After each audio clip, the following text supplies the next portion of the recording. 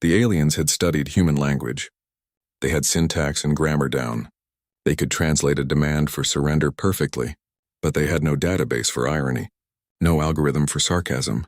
They couldn't process the way humans use shared cultural touchstones as shorthand. A reference to a 200-year-old poem could authorize a missile launch. A line from a child's cartoon could signal a fleet-wide change in formation. Their supercomputers spun endlessly trying to find the logical connection between a line of Shakespeare and a sudden power surge in a battleship's main cannon. There wasn't one. It was a key turning in a lock. Fear was always present. The human pilots felt it. The soldiers on the ground felt it. But they weren't transmitting their fear. They were transmuting it. They were using their own cultural lexicon to forge a tactical language the enemy could not intercept, could not jam, and most importantly, could not understand. Their spirit, their humor, their very way of talking to each other became a weaponized asset. It was the ultimate secure channel. The Varax's commanders were starting to piece it together. The patterns were too coincidental. The bizarre transmissions always preceded a tactical disaster. They stopped seeing it as the chatter of a broken enemy. They began to see it for what it was, the operational language of a fully functional, highly coordinated war machine. They realized their greatest error. They had assumed human culture was a frivolity, a decorative layer over a primitive species. They never considered that the shared jokes, the stories, the songs, were actually the framework of their strategic mind. It was their sharpest weapon because it was completely invisible to an outsider. And by the time the alien commanders understood this, they were already losing. Their analysts were still trying to define the word punchline as their flagship's shields failed. Commander Vosran watched the tactical feed. The holographic display painted a picture of chaos. Human ships darted in and out of sensor range. Their movements looked erratic, panicked. His junior officers fed him the same reports. A swarm of small craft harassing a supply line here. A sudden artillery barrage on a lightly defended moon there. They called it a desperate offense. A final, uncoordinated lashing out before the inevitable collapse. Vosran said nothing. His eyes tracked the patterns. He ignored the noise and focused on the geometry of the engagement. His aides saw disconnected skirmishes. He saw a pattern emerging. The human attacks were not random. They were precise. Each strike had a purpose that extended beyond the immediate tactical win. That raid on the supply depot wasn't about destroying cargo. It was about forcing a convoy to reroute into a preset ambush 3 sectors away. The apparent suicide run on the battleship wasn't a failed attack. It was a feint that pulled 3 cruiser groups out of position, leaving a flank exposed. The chaos had a rhythm. "They're not flailing," he said. His voice cut through the chatter on the command deck. The officers fell silent. They looked at their screens, then back at him. "They're conducting." He pointed a long finger at the display. "Watch the Corvette group. They break formation here. It looks like a rout. But watch where they go. They draw the pursuit into this asteroid field. The asteroids are not a random obstacle. They are cover for a second group lying in wait. The Corvettes are the bait. The asteroids are the trap. The pursuit is the prey." He saw the discipline beneath the frenzy. Every apparent mistake was a calculated move. Every retreat was a repositioning. The humans were not reacting to the Varaxis attacks. They were leading them. They were using the Varaxis' own aggressiveness, their certainty of victory against them. The alien fleet was not hunting. It was being herded. The tactical display was not a map of a battle. It was a musical score, and the humans were the conductors. Every feint was a note. Every strike was a beat. It was all part of a larger composition, a symphony of destruction written long before the first shot was fired. On the deck, the refrain began. Young officers trained on clean war games and predictable enemy doctrine muttered the same phrase. "This is impossible." They said it when a human frigate survived a barrage that should have vaporized it. They said it when a minefield appeared in a sector scanned clean an hour before. They said it when their own communications dissolved into static right as an attack began. The phrase was a symptom, a tell. It was the sound of a military mind encountering something its training could not categorize. Their failure to comprehend was a critical weakness. It made them slow. It made them doubt their own sensors. It made them vulnerable. Vosran understood the truth his officers could not grasp. Earth was not prey fighting back. It was a predator that had been studying its hunter for a very long time. They had allowed themselves to be perceived as weak. They had encouraged the narrative of their own fragility. It was the perfect camouflage. The initial broadcast, the silent response, the seemingly random attacks. It was all part of the same sustained performance. They were not trying to survive. They were executing a plan to win. No prey species evolves to strike with that kind of coordinated surgical ferocity. This was not a defense. It was an offensive operation that had been underway since the moment the King's broadcast ended. They were not the hunted. They had been the hunters all along. The King's broadcast was built on spectacle. Earth's response was built on pedagogy. Phase 2 of Operation Hornet didn't open with a missile barrage. It began with a silent takeover of the Galactic emergency feed. The same networks that had carried the executions weeks prior suddenly went dark across 12 sectors. Panic flared in 1,000 command centers. They assumed a catastrophic systems failure, a virus. Then the feed returned, but the royal crest was gone, replaced by a simple human face. Samuel Harlan sat at a plain desk. His hands were folded.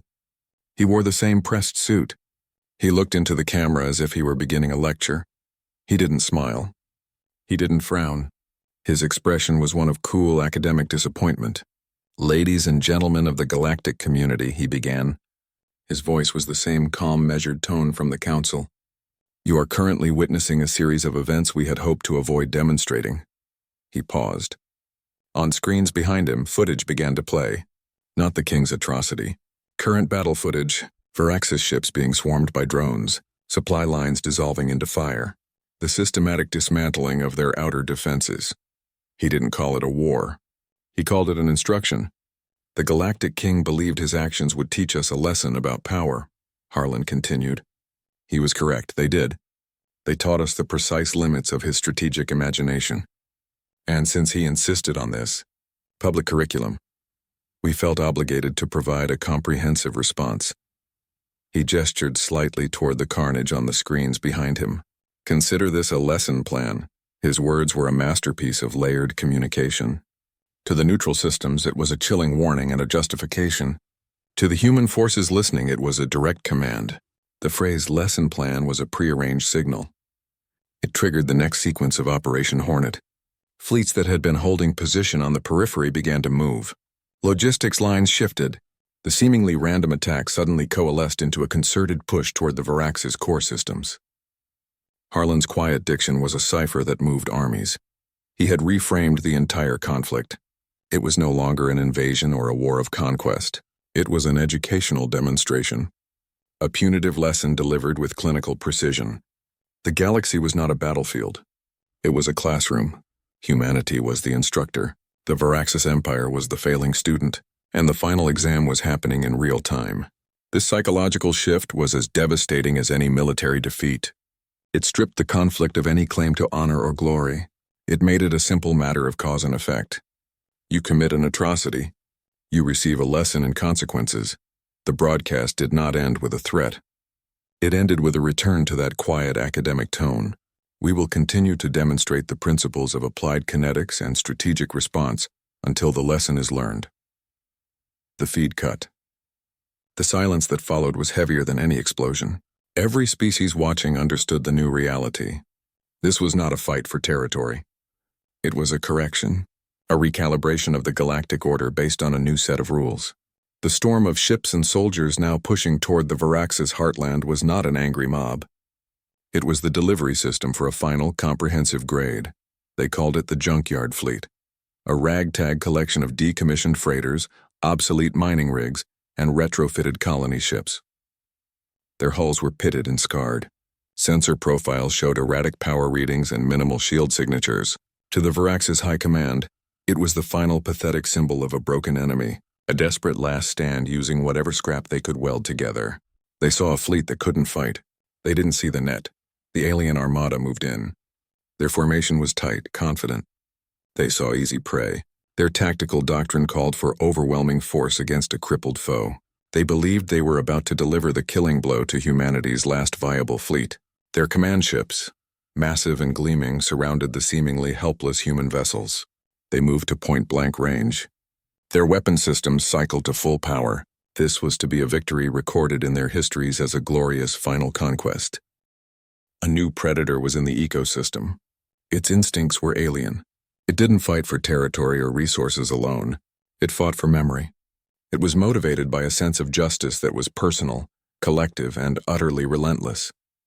Its strategy was built on patience, on the willingness to absorb a blow in order to learn how to counter it. Its weapons were culture and calculation. Grief was not a paralyzing agent. It was a fuel. Memory was not a relic. It was a targeting system. The galaxy learned a brutal final lesson. Humanity could be as predatory as it was perceptive when defending its own. Their capacity for cold, focused violence was not an aberration. It was the flip side of their capacity for love and community. They were a species of two natures, and the king had been foolish enough to awaken the wrong one. The thunder of their response, the hum of engines, the crack of railguns, the silent march of soldiers through a throne room, that sound would echo forever. It was the sound of the old order dying and a new, more dangerous one being born. The phrase started on the human fleet comms, a low murmur between pilots, a sign-off between ships. Ants do not forgive. The alien intelligence services intercepted it. Their analysts loved it. They wrote reports on the metaphor. They saw it as confirmation of their deepest theories about humanity, proof of a simple hive-minded consciousness, a species driven by base instinct, not higher reasoning. They dismissed it as a primitive mantra, a simplistic view of justice. It was the misdirection they desperately wanted to believe. They missed the entire second half of the equation. They saw the ant and thought of a mindless insect. They didn't see the colony. They didn't understand the biomechanics of a swarm. An ant is not a solitary creature. Its strength is not individual. It is collective. It is relational. An ant colony functions as a single distributed organism. It communicates through touch and chemical signals we are only beginning to understand. It remembers threats through pheromone markers that can last for generations. It coordinates attacks with a precision that requires no central command. An ant does not forgive because forgiveness is not a useful survival trait for a collective. It is a liability. The colony remembers the location of the boot that crushed its sisters. It remaps the territory around the disturbance. It learns the scent of the predator, and it responds not with blind rage but with a cold, efficient, and overwhelming response. It swarms, it defends, and it never ever stops. The response is not emotional. It is physiological. It is the immune system of the colony identifying and neutralizing a pathogen. The king made the same error. He saw individual humans. He saw emotions. He saw what he perceived as weakness. He poked the nest. He thought he was stamping on a few insects. He didn't realize he was declaring war on the entire colony. He triggered a physiological response. The swarm answered. Not with the chaotic anger he expected, but with the relentless, coordinated purpose of a unified organism. Every ship, every soldier, every civilian repurposing a server farm was a single cell in that organism, acting in perfect harmony. Humanity's strength was never about becoming monsters. It was about revealing what they had been all along. A species whose greatest evolutionary advantage was patience and unity, the ability to absorb a shock, process it collectively, and respond with a force that was many times greater than the sum of its parts. The story's arc was not a transformation, it was an unveiling. The king's atrocity didn't change humanity. It simply removed the veil behind which their true nature was waiting. The hornet's nest from Harlan's warning was never just a metaphor for a sudden, stinging attack. It was a permanent alteration of the ecosystem. Once disturbed, it remains active, defensive, aware. The hornets don't forget the shape of the stick that poked them. They patrol the perimeter with a new vigilance. The nest doesn't go quiet after the attack. It maintains a low, constant buzz, a warning to every other creature in the forest. The sound is now a feature of the environment. It is the new background noise of the galaxy, a reminder that the nest is awake. It is watching, and it does not forgive. They called it a single-thread war. Every action, from the planetary silence to the final breach of the throne room, connected back to the broadcast. This was not a series of events. It was a sequence, a chain reaction born of a single brutal catalyst. The initial silence on Earth wasn't shock. It was the first move. A collective global intake of breath before the machine engaged. The response was coordinated not from a central command bunker, but from a shared understanding. A unified calculation. Diplomacy and warfare were not separate departments. They were two tools used by the same hand. Samuel Harlan's icy words in the Galactic Council were not a plea. They were a signal. His metaphor about the hornet's nest was a prearranged code. As he spoke, fleets that had been holding position on the edge of Varaxis space began their initial burns. His calm diction activated the first phase of Operation Hornet. Elsewhere, a widow in Warsaw handed her son a rifle. That single action was a data point in a logistics chain. The boy's journey to a recruitment point was a single molecule of water in a rising tide. His deployment, his training, his placement on a ship, all of it contributed to the mass of the response. He was one of thousands, each an individual act of will feeding a collective purpose. A teenager in a basement in Seoul repurposed a gaming server. The lines of code she wrote didn't just improve a simulation, they helped calculate the gravity-assisted slingshot trajectory for a drone swarm approaching a gas giant. Her work, done in isolation, became a critical variable in a battle plan light years away. She never knew the specific outcome. She only knew her part in the equation. This was the true nature of the conflict.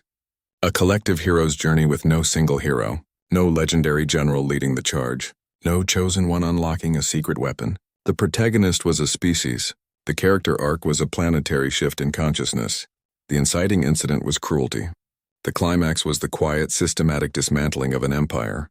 The resolution was a new galactic order, written not by politicians, but by the widow, the teenager, the miner, and the diplomat working in perfect, unspoken harmony.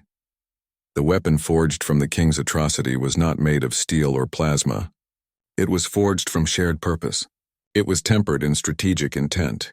Every individual act of defiance, every silent moment of preparation, was another layer added to the blade. Humanity achieved a level of unity the galaxy had never witnessed and could not comprehend. Their analysts looked for a central command, a ruling council, a singular genius directing the war. They found nothing but a network of individual decisions, all pointing in the same direction. This decentralization was their greatest strength. It made the war effort resilient, adaptable, and utterly unstoppable.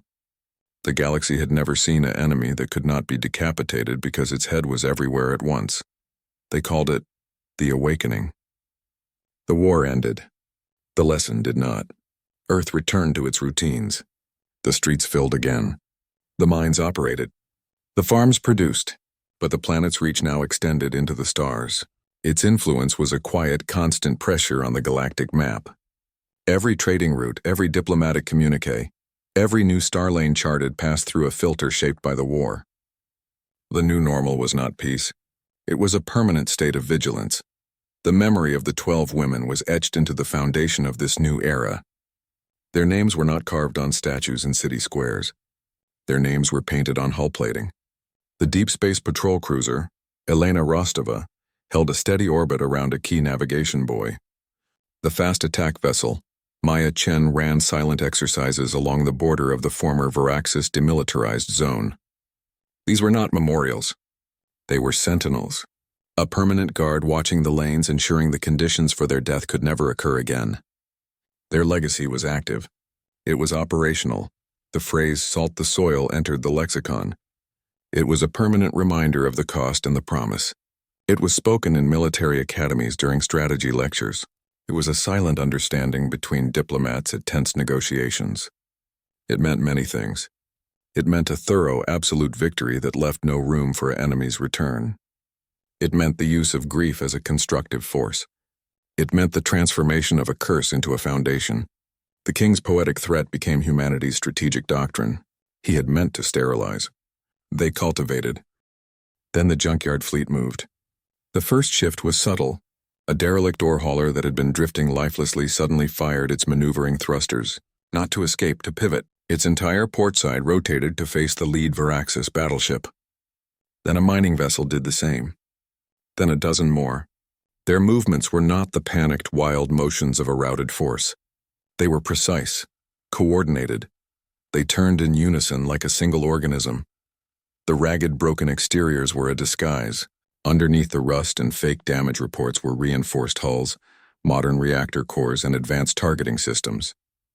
The junkyard was a masterclass in military deception.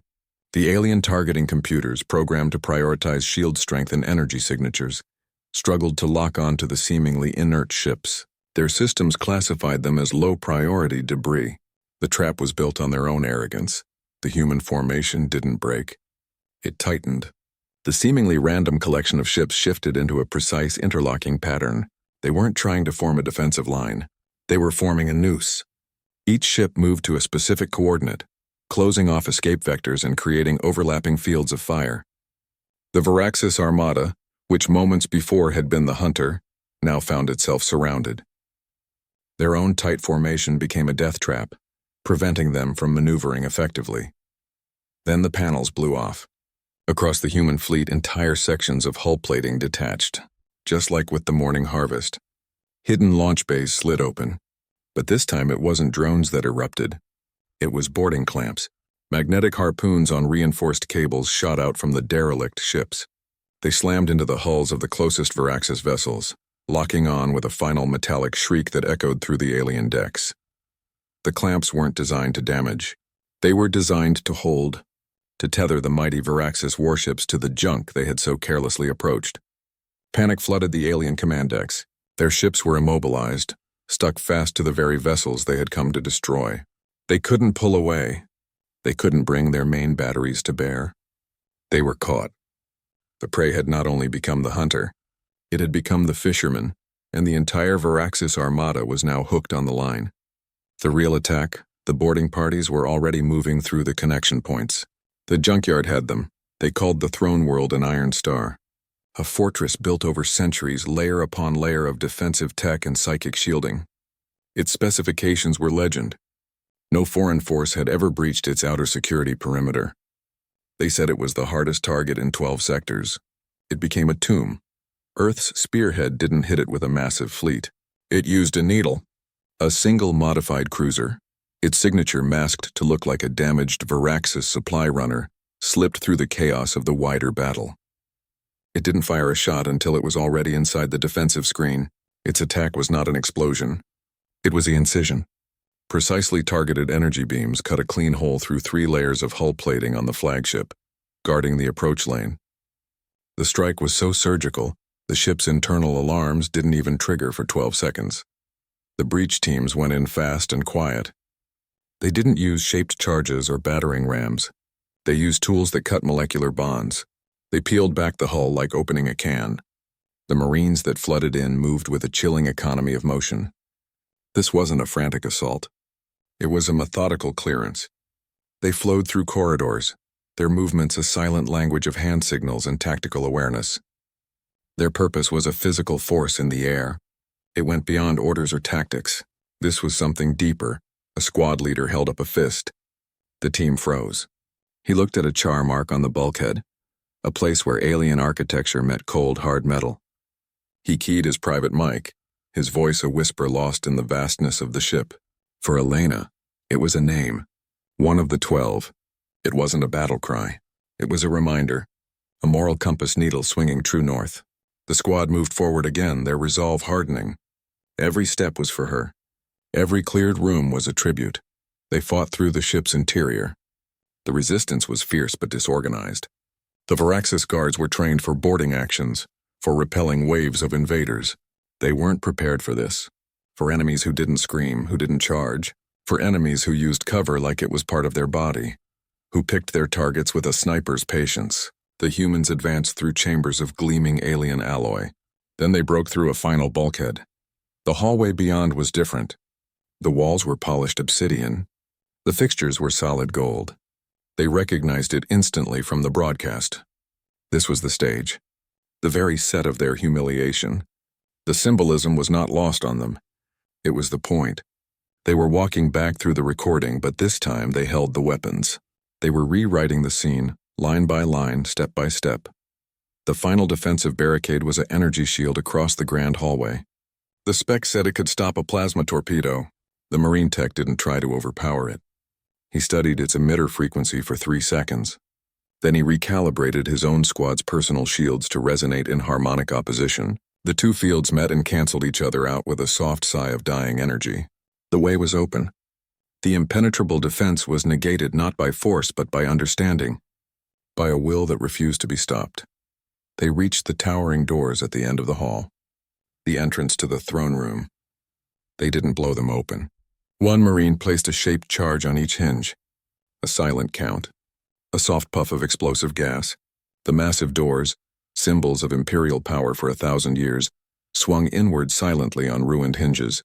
They didn't need to kick them down. They just walked through. The fortress was broken. The resolve was not. They stepped across the threshold. The doors swung inward. The king stood on his dais framed by obsidian and gold. He held his ceremonial scepter. He expected a wave of screaming barbarians, a mob fueled by rage easy to dismiss as animals. He prepared a final contemptuous speech about their lack of grace. The figures that stepped through the doorway were not that. They were soldiers. Their armor was scuffed from the fight through his ship. Their rifles were held at a ready low, not waved in the air. They fanned out with a silent, professional economy of motion, securing the room's corners and angles. Their faces were hidden behind helmet visors. The only sound was the soft hum of their active systems and the click of boots on polished stone. He tried to summon his old power. He raised the scepter. "You stand in the heart of eternity," he boomed. His voice echoed in the vast chamber, trying to fill the space they had so quietly occupied. "This dynasty has ruled for 1,000 years. You are a flicker." The words were meant to instill fear, to reassert the natural order. They landed on the silence and died there. The soldiers didn't flinch. They didn't look at each other. They just watched him. Their collective focus was a physical weight. One Marine took a step forward. His rank insignia was plain. He didn't aim his weapon. He simply looked up at the dais. The king's proclamation of eternity hung in the air, unchallenged. Then the Marine spoke. His voice was filtered through his helmet, calm and flat. "No one's eternal. A statement of fact. Not a threat. An observation." He paused, letting the simplicity of the words dismantle the king's grandiosity. "Not after what you did." The sentence was final. It contained the entire war. The broadcast. The 12 women. The silent response.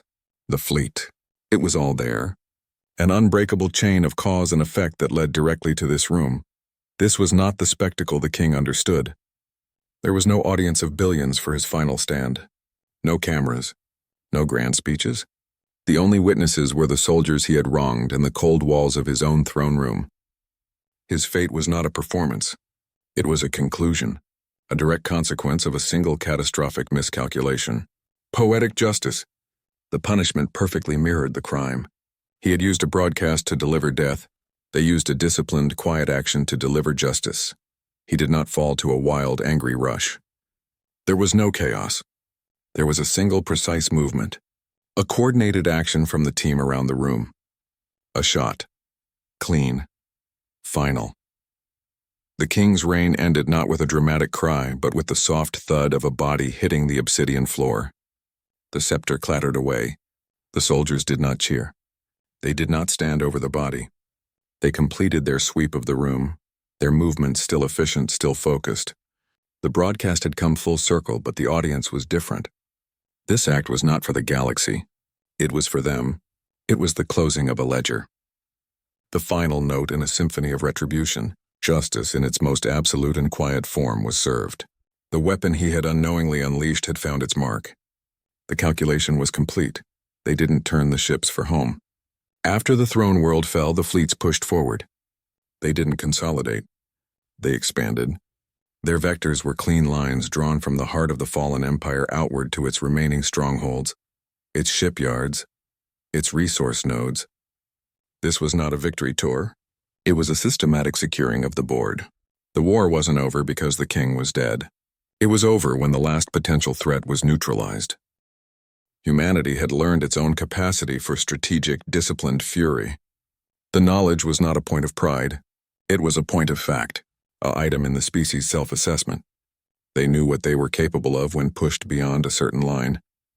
This knowledge created a new kind of confidence. It was not boastful. It was quiet. It was the assurance of a predator that knows its own strength and chooses to keep its claws sheathed. The galaxy, in turn, had learned the precise, terrible price of provoking that fury. The cost was not just defeat.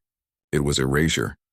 The entire story became a lesson etched into galactic history, A single brutal chapter taught to every new species that reached for the stars. The moral was not complex. Do not mistake restraint for weakness. Do not misinterpret grief for defeat. The most dangerous enemy is not the one who screams his threats.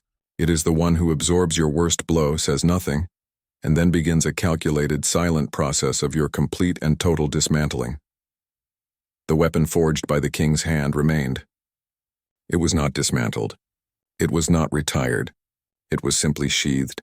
It existed in the etchings on ship hulls. It lived in the silent protocols of Operation Hornet, filed away but never deleted. It hummed in the reactors of the patrol ships bearing the names of the dead. It was a permanent feature of the interstellar landscape, a dormant volcano on the map. Everyone knew it was there. Everyone knew what had happened the last time it erupted. It was never forgotten. The thunder that followed the king's broadcast was not just the sound of fleet engagements and falling thrones. It was the sound of a new age beginning. An age defined by a simple, unbreakable rule. A line had been drawn in the cosmic dust, a boundary established not by treaty, but by demonstrated consequence. The galaxy adjusted to this new reality. The buzzing of the hornet's nest became the background noise of diplomacy. A constant low reminder of what happens when the swarm is awakened. The nest was quiet, but it was always watching. The king's broadcast was not an ending. It was a beginning. He sought to break a species. Instead, he forged a weapon. Humanity's strength was not its fury, but the cold discipline to refine pain into strategy. That silent broadcast didn't document a defeat. It became a blueprint for a war machine. The lesson stands. A warning etched into the stars. Never poke the hornet's nest. The galaxy is still learning the full depth of that meaning. The buzzing has subsided, but the memory remains. The nest is quiet now, but it never forgets. The Galactic King thought his broadcast would break humanity. Instead, it forged a weapon. You're about to witness how 12 executions on live galactic television became the catalyst for Earth's most disciplined war machine. He set his throne on a stage of polished, obsidian floor and solid gold fixtures, broadcasting to 12 sectors. The king assumed humans would crumble under ceremony. They would see their captured women in chains before him and surrender their will. His boast echoed across the feed. Their tears would salt his soil. A final declaration. His error was fundamental. The galactic archives held little on human conflict psychology. Their intelligence assessments confused historical atrocities with total defeat. They saw Hiroshima and missed Stalingrad. They cataloged concentration camps but ignored the resistance movements that grew in their shadows. He expected surrender documents, broken transmissions pleading for terms. Instead, his cameras captured something his analysts failed to categorize.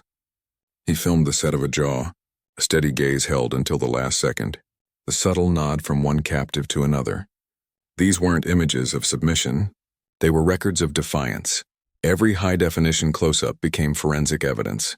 The precise angle of the ceremonial blade, the biometric readings of the guards' stress levels, the specific design of the restraints. The king's production team, aiming for dramatic lighting and clean audio, created the perfect archive of his crime. They documented the crime scene in real time. The broadcast reached Earth not as a live event, but as a delayed, intercepted signal. Analysis began before the final credits rolled. Military intelligence, cultural historians, and behavioral psychologists were already isolating frames. They weren't weeping. They were cataloging. He thought he was ending a war. He was providing the one thing a fractured planet needed to unite. A common enemy who had revealed his true face. The shared horror became a shared purpose. Grief wasn't a paralyzing agent. It was a binding one. The silence from Earth in the immediate aftermath wasn't shock. It was absorption. The king's grand spectacle, designed to showcase his ultimate power, had given his enemy a complete tactical blueprint of his arrogance, his methodology, and his blindness. He showed them everything. Humanity's response was not formulated in that moment. It was activated. Contingency plans that had gathered dust in strategic vaults were suddenly pulled into the light. Shipyards that operated on skeleton crews received new orders. The broadcast was the key turning in a lock that had been waiting for decades. The war didn't start after the transmission ended. The war had been waiting for the transmission to begin. Screens across the planet didn't crack. They dimmed.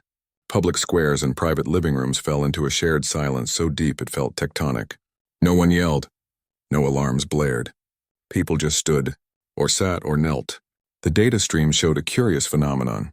Global network traffic actually dropped. Not from damaged infrastructure. From a collective pause. Families held hands without speaking.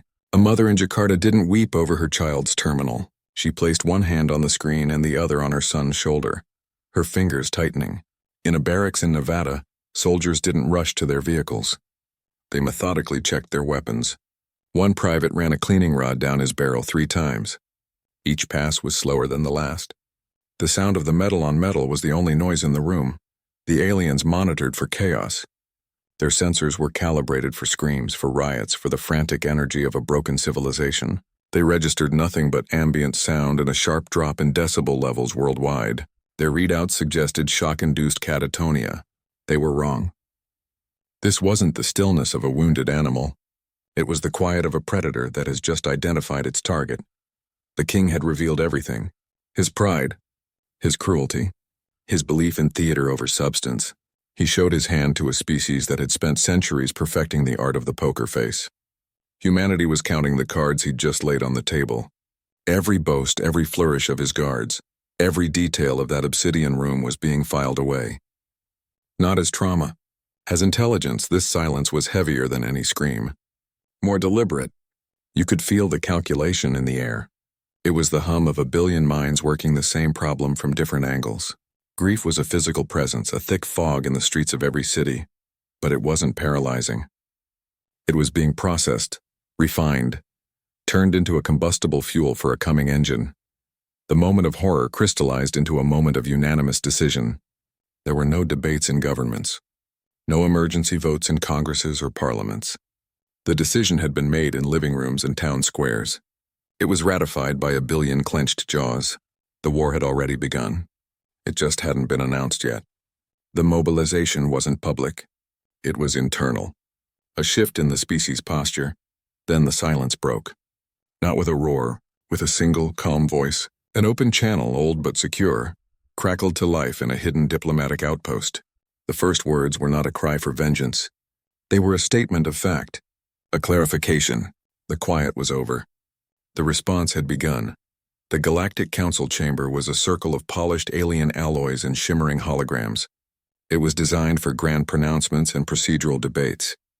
They expected a human to appear on the emergency feed. They expected tears, rage, a plea for mercy or an appeal to galactic law. They got Samuel Harlan. His face was calm. His suit was pressed. He adjusted his microphone with a slow, deliberate turn of his wrist. The silence in the chamber was absolute. He did not raise his voice. He did not gesture. He spoke as if reading a weather report for a system no one cared about. The Galactic King believed he was making a statement. Harlan began. His tone was flat, analytical. He believed he was demonstrating finality. He was mistaken. He was conducting an experiment without understanding the subject matter. He paused. The alien delegates leaned forward, their various sensory organs focused on him. They were waiting for the emotional breakdown. The begging. It never came. There's an old saying where I'm from, Harlan continued, his voice dropping to a near whisper that forced every listener to strain. Never poke a hornet's nest unless you like running. He let the metaphor hang in the air. The universal translators would work on it, conveying the insect, the provocation, the frantic, stinging escape. He then shifted the frame. He spoke of Earth, not of its cities or its art. He spoke of its agriculture. On our farms, we raise livestock. We build fences to keep them contained. We provide feed. We manage their health. All for a purpose. The animals in the pen are not aware of the farm's overall design. They understand the fence, the feed, the farmer. They do not understand the market. The implication was a blade slipped between the ribs. The king was no longer a sovereign. He was a reckless animal. His people were not a civilization. They were livestock. And humanity was now the farmer. The fence was being built around them. The purpose of that fence was not yet fully known, but the analogy was chillingly clear. Harlan had reframed their entire existence in 6 sentences. His quiet diction was a weapon. There was no heat behind the words, only a bone-deep cold certainty. This was not a victim crying over a crime. This was a pathologist stating the cause of death. The council chamber didn't erupt, it froze. The delegates from neutral systems looked at their data slates, suddenly rerunning analysis of their own security pacts. Those allied with the Varaxis king felt a new, unfamiliar sensation, the fear of being on the wrong side of a historical pivot. Harlan wasn't just addressing the king. He was talking to every species watching. He transformed a horrific, isolated atrocity into a galactic-level problem. He made it a question of strategic alignment. Would they stand with the reckless animal that poked the nest, or would they step back and watch the hornets work? He offered no ultimatum. He simply presented a new reality. The transmission ended as quietly as it began. Samuel Harlan's face vanished from the screen. The metaphor remained. The nest had been poked. The buzzing was about to begin. The running would come later. They called it the Great Forging, a planetary shift from grief to gears. You didn't see parades or mass enlistments. You saw garages opening, basement lights burning late. The work was silent, distributed, and relentless. It wasn't commanded from a capital. It rose from the streets. A decentralized engine of retaliation. A mining operation in the Peruvian Andes received no government contract. The foreman simply looked at the raw ore coming up from the deep shafts and saw something else. Not platinum for jewelry, ablative plating for hull armor. His crews worked triple shifts without being asked. The smelters ran day and night. The finished plates were stacked by the landing pads, anonymous and waiting for pickup. No invoices, just a silent transfer of materials from one part of the machine to another. In the American Midwest, a co-op of grain farmers didn't sell their harvest on the open market. They coordinated through encrypted channels. They bagged and sorted their yield into precise caloric and nutritional parcels. This wasn't for civilian consumption. It was standardized field rationing. They built pallets in their barns. Trucks arrived at night, loaded up, and left. No paperwork changed hands. The food went directly to the troops who would need it. The payment was the work itself. Teenagers in Seoul and Berlin did what they knew best. They hacked. But not for fame or credit. They targeted obsolete gaming networks, the kind with massive distributed processing power built for rendering complex virtual worlds. They wrote new code. They repurposed the graphics engines that once calculated dragonfire and spell effects to now run trajectory simulations for railgun rounds in variable atmospheric conditions. A server farm in Taiwan that once hosted 1 million fantasy joussi became a distributed targeting computer. The kids called it Operation Headshot. The military just called it the New Grid. In a small apartment in Warsaw, a woman whose sister had been on that broadcast did not wear black. She took her husband's old hunting rifle down from its rack. It was a bolt-action thing, a relic. She cleaned it methodically, her movements precise. She oiled the bolt. She polished the stock. When her son came home, she handed it to him. He was 17. He didn't ask where he was going. He already knew. She said 7 words. They took our women on camera. We'll take their crown in return. He nodded. He slung the rifle and walked to the designated coordinates. He was one of thousands, a militia of memory. This was the true mobilization, not flags and speeches. It was the translation of a personal, searing loss into a collective, disciplined purpose. Every hammer strike on hot metal was a memorial. Every line of code was a vow. Every bag of grain was a promise. They weren't just building ships and guns. They were constructing a monument to the dead, and that monument was a weapon. Its foundation was grief. Its structure was resolve. Earth was building its answer. And that answer had a single silent name. They called it Operation Hornet. The name wasn't chosen in anger. It was pulled from a dusty contingency file, a plan built on a simple premise. The enemy would underestimate us at every turn. The architects weren't generals. They were historians, game theorists, cultural anthropologists. They studied how humans fight when they are outgunned, how they use chaos as a tool, how a perceived weakness can become a trap. This wasn't a reaction. It was a blueprint waiting for a spark. The plan assumed the Varaxis would see humanity as emotional, fractured, and technologically backward. Operation Hornet was designed to confirm every one of those biases, and then use them as structural weaknesses in their own defenses. It turned their arrogance into the primary exploitable resource. The King's broadcast was that spark. It was the exact kind of grandiose public provocation the plan's psychological profile had predicted. He didn't create the war. He simply gave the order to begin ours. The activation signal went out on a secure channel. It was a single phrase embedded in a routine systems check. Make sure the swarm is hungry. To anyone listening, it sounded like a maintenance update. To the thousands of cells working in silence, the miners, the farmers, the coders, it was a clarion call. The decentralized machine Harlan had hinted at now had its conductor. Every isolated act of preparation snapped into a coordinated whole. This was not a blind assault. It was a sequence, a choreography of feints and strikes designed to look like desperate, uncoordinated flailing. The plan leveraged three things the Viraxis dismissed entirely: human ingenuity, our ability to repurpose anything into a weapon; patience, our willingness to play a long game they couldn't perceive; and culture, our shared language of metaphor and inside jokes that could become an unbreakable code. Operation Hornet was a symphony of controlled aggression. Each movement was plotted. The first move wasn't a battleship. It was deception. An offering of weakness presented on a silver platter. The plan required the enemy to believe they were still hunting, that they held the initiative. They needed to see the opening move not as an attack, but as an opportunity. The symphony's first note was designed to sound like a mistake. A lonely, vulnerable freighter drifting in the shipping lanes. A piece of bait that looked too good to be true, and for once it was. The trap was set. The swarm was awake, and its hunger was the one thing the King's intelligence reports had never thought to measure. They called it a distress signal.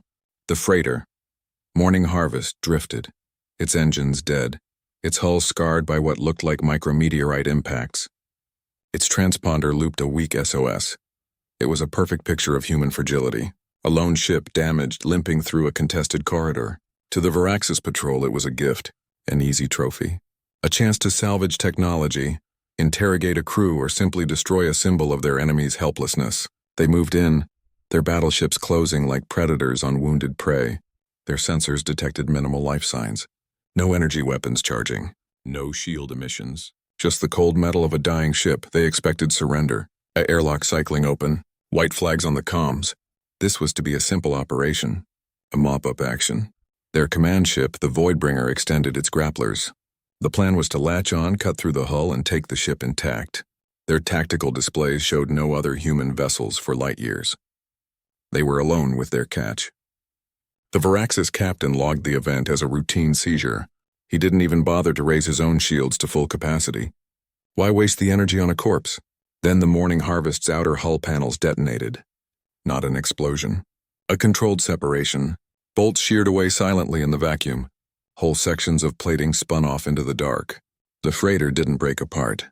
It shed its skin. Underneath wasn't a cargo hold filled with crates. It was a geometric honeycomb of launch tubes. A hidden armory, cold and dark until that exact moment.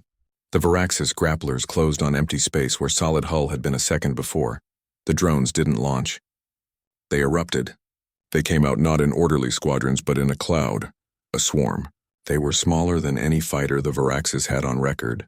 They moved not with the predictable vectors of guided missiles, but with the chaotic, organic ferocity of living things. They jinked. They weaved. They moved in patterns that made no tactical sense to Viraxis targeting computers. The cloud enveloped the lead battleship. It wasn't a battle. It was an infestation. The drones didn't fire energy beams. They used kinetics. Railgun projectiles the size of your thumb, fired in coordinated volleys from thousands of barrels at once. They didn't target the bridge or the engines. They targeted sensor arrays, weapon emplacements, communication dishes. The outer shell of the ship was systematically sandblasted into uselessness.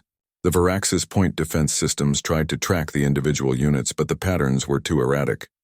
Firing at one meant missing 100 others. It was like trying to shoot every bee in a swarm with a single rifle.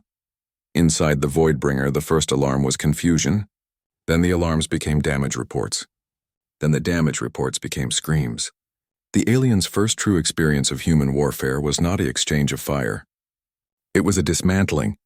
They were not in a fight. They were in a trap they had willingly entered. The fight was over before their main batteries could even achieve a target lock. The last thing the Viraxis communications officer heard before his console exploded was not the roar of engines or the blast of warheads. It was a sound his translator couldn't process. A high-pitched repeating tone broadcast over every human frequency. It was a sequence of notes. almost a melody. It cut through the chaos like a scalpel. The missiles didn't just explode, they sang, and the song was a funeral dirge played at a tempo they had never considered. The Varaxis intelligence analysts listened to the human comms. They heard nonsense, a chaotic babble of non-sequiturs, inside jokes, and folk songs. Their reports flagged it as evidence of breakdown, a command structure in total collapse. They heard a pilot's voice, calm amid the explosion, say, "Grandma says, hi." A moment later, a Varaxis interceptor veered off course, its engines hit by a precision railgun shot from a hidden platform. The two events were connected. The alien analysts didn't see the link. They saw madness, they heard laughter, not hysterical. A low chuckle over an open channel right before a supply depot on a Varaxis moon vanished from the tactical map. They intercepted a debate about pizza toppings that ended with the sudden, coordinated detonation of 3 separate minefields along a major shipping lane. They cataloged it as psychological degradation, the stress of combat breaking their minds. They were wrong. They were listening to a cipher, a language built on 1,000 years of shared culture. This wasn't random noise. It was a layered communication system operating on multiple frequencies. The literal words were the surface level, a distraction for any listener. The true message was encoded in the tone, the timing, the specific cultural reference chosen. Grandma says hi wasn't a phrase. It was a firing solution. The laughter wasn't a nervous reaction. It was a confirmation code. A joke about a bear walking into a bar was a set of coordinates for a drone swarm's rally point. The hulls of the lead vessels were no longer blank gray metal. They were etched, not with official insignia or battle honors, with phrases. A Marine with a plasma cutter had carefully carved "Justice served" near the primary airlock of a cruiser. Another ship bore the words "Salt the soil" along its starboard flank. These weren't official designations. They were reminders, a permanent, visible manifestation of the engine driving them forward. The memory of the executed women was not a relic to be stored away. It was a fuel, a cold, constant burn that powered the reactors and guided the navigational plots. This offensive had a different quality. It wasn't the frenetic energy of Operation Hornet. It was a quieter, more determined motion. The goal was not conquest for territory or plunder. It was the achievement of permanent security, a guarantee that the event that sparked the war could never, ever be repeated. The moral center of the conflict held absolutely firm. It remained personal. Every action was measured against that original crime. This prevented the campaign from devolving into mere imperialism. It was a crusade of prevention, built on a foundation of grief. A team of engineers methodically dismantling a Varaxis planetary defense cannon wasn't just disabling a weapon. They were disassembling a symbol of the arrogance that allowed the broadcast to happen. The soldier standing guard over a secured alien archive wasn't just occupying a building. He was ensuring the propaganda within it could never again poison a galactic culture. Every new stronghold established, every weapon system taken offline, every supply route commandeered, each was a memorial. A functional, active monument to the dead. Their legacy was not a statue in a park. It was a silent, secure sector of space. The King's promise on that first broadcast echoed in this new reality. He said human tears would salt the soil of their broken world. He was right, but his understanding was literal and shallow. He thought the salt would sterilize the ground, preventing anything from ever growing again. He failed to understand that some things only grow in salted earth. The human tears of grief, of rage, of loss did not render the soil barren. They were the catalyst. They nourished a forest of steel. They grew an armada. They cultivated a resolve that now reached across star systems. His poetic curse became their agricultural manual. The galaxy watched this expansion, not with celebration, but with a dawning, sober comprehension. They saw the human fleets not as liberators or conquerors, but as a force of nature, a predictable, inevitable outcome of a specific action. They saw the etchings on the hulls and understood their meaning. This was not a political shift. It was a geological one. The tectonic plates of galactic power had realigned. The new landscape was being surveyed and secured by a species that had learned, in the most brutal way possible, the precise cost of weakness, and they were ensuring that bill would never come due again. The watching was a silent lesson in cause and effect. The galactic emergency feed flickered back to life. The same network the King had used. The same static hiss before the signal locked. The image resolved. Not a royal crest. Samuel Harlan. He sat at the same plain desk. A simple ceramic mug sat near his hand. Steam curled from it. He did not look like a victor addressing a conquered galaxy. He looked like a professor preparing to summarize a difficult lesson. He took a slow sip from the mug. He placed it down with a soft click. He looked into the camera. His expression held no triumph, no gloating. It was the same flat, analytical calm from the first broadcast, a quiet statement of fact. "We didn't ask for this war," he began. His voice was a low, clear signal cutting through the static of recent events. "But you made it public." He let the accusation hang. There was no one left to deny it. The evidence was etched into history. You made it spectacle. The words were not an accusation. They were a diagnosis. An identification of the original error. The king's belief that horror could be a tool of governance. That public cruelty could break a species. Harlan leaned forward slightly, his hands folding on the desk. "Now the galaxy will watch as we write the ending." It was not a promise. It was a declaration of a new reality. The narrative was no longer theirs to control. The final chapter belonged to Earth. His calm diction was the most terrifying weapon in the human arsenal. It masked the sheer seismic scale of the power shift occurring in real time. Entire fleets were moving, borders were being redrawn, and the fundamental assumptions of galactic politics were being rewritten. And he described it with the placid tone of a man discussing a minor administrative change. Earth's victory was not just written in the wreckage of Veraxis battleships. It was written in the stunned silence of 1,000 council chambers. The kinetic war was over. The psychological war had achieved total victory. The old narrative of human vulnerability was not just disproven. It was annihilated. It was a ghost story that no species would ever tell again. The image of a fragile, emotional, primitive Earth was replaced by the memory of a hornet swarm. A memory of a junkyard fleet that was a trap. A memory of laughter that preceded detonations. The galaxy had learned to fear human restraint more than human anger. They had seen what happened when that restraint was lifted. Harlan was the quiet architect of this new understanding. He had framed the conflict from its very first moment. He had given it a name. He had provided the metaphors that would define it. He was not a general. He was a strategist of perception. He had taken the king's spectacle and methodically turned it inside out, revealing the weakness at its core. He framed the new galactic order not as a human empire, but as a system with a new immutable law. Humanity's capacity for wrath, once awakened, was now a permanent feature of the political landscape. A dormant volcano on every star chart. The tools of this new order were not just battleships and treaties. They were the very cultural elements the Veraxis had dismissed. Laughter was no longer just a sound. It was a weaponized asset, a signal that could clear a sector of hostile forces. Coded language, inside jokes, and shared stories were no longer frivolities. They were the instruments of governance, an unbreakable, secure channel for command and control that no outsider could ever hope to crack. The galaxy had tried to break human spirit. They had succeeded only in forging it into the most effective command structure ever conceived. The feed cut. Harlan's face vanished. The lesson was over. The test was about to begin. The king was dead. His armada was debris. The fall was immediate. Power structures that had held for centuries dissolved overnight. The galactic map didn't just change. It cracked. The Veraxis Empire wasn't just defeated. It was erased as a political entity. The vacuum it left wasn't empty space. It was a vortex of panic. Species that had watched the king's broadcast in silence now scrambled. Those who had provided him tacit support sent frantic, encrypted pleas to Earth. They begged for mercy, for a place at the new table.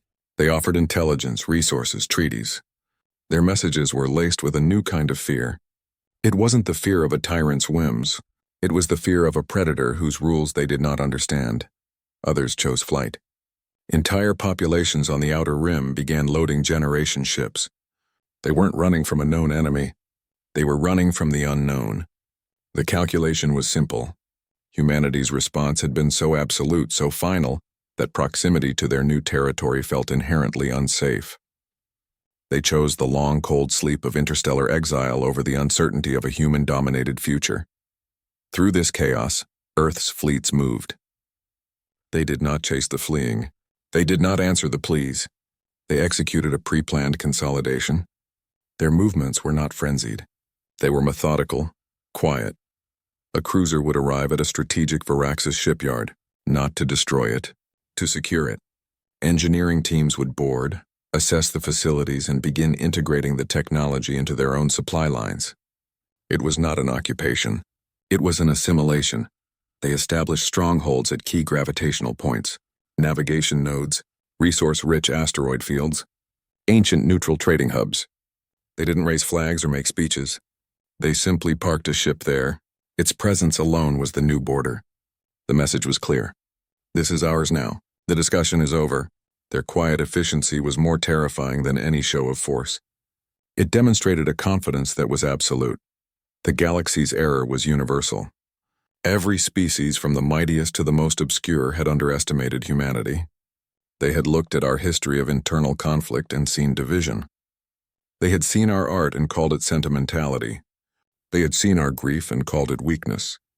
This single shared miscalculation had universal consequences. It reshaped the destiny of every civilization in the sector.